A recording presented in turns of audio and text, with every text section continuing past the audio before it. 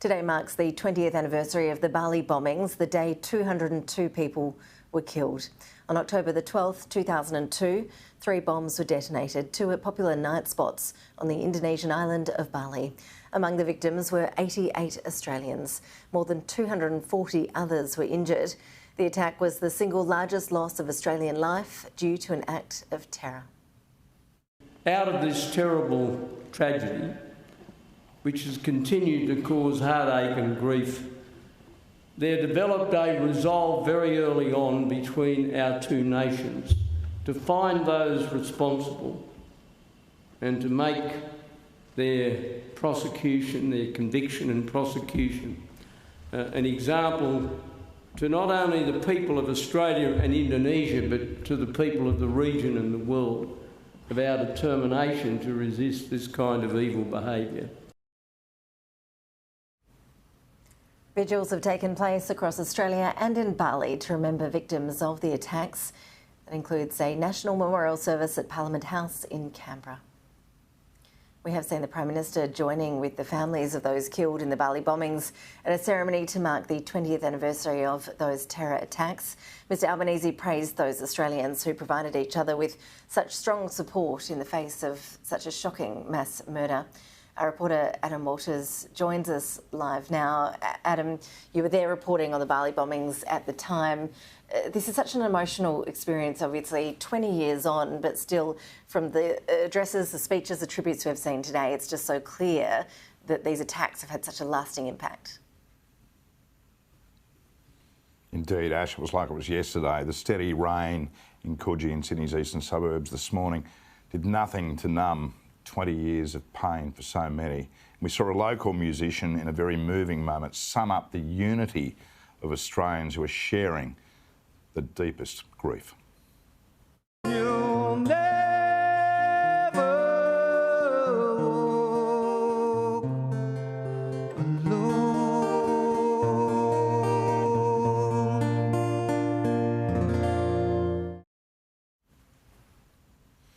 As we saw families at that ceremony recalling the horror of having to deliver the worst of news to loved ones.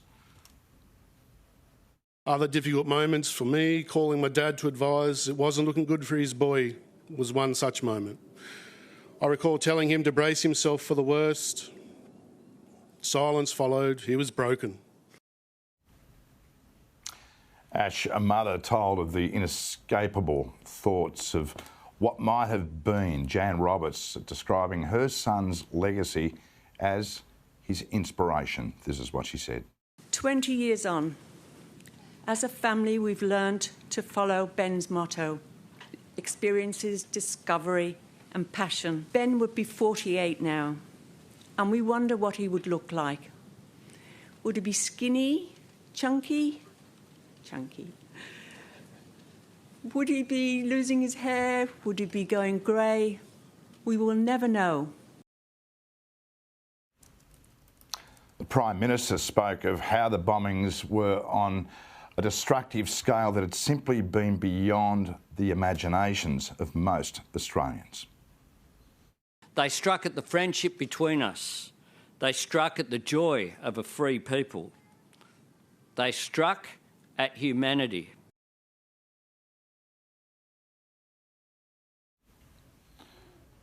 But apart from the unprecedented tragedy, Mr Albanese said the Australian spirit proved to be indestructible.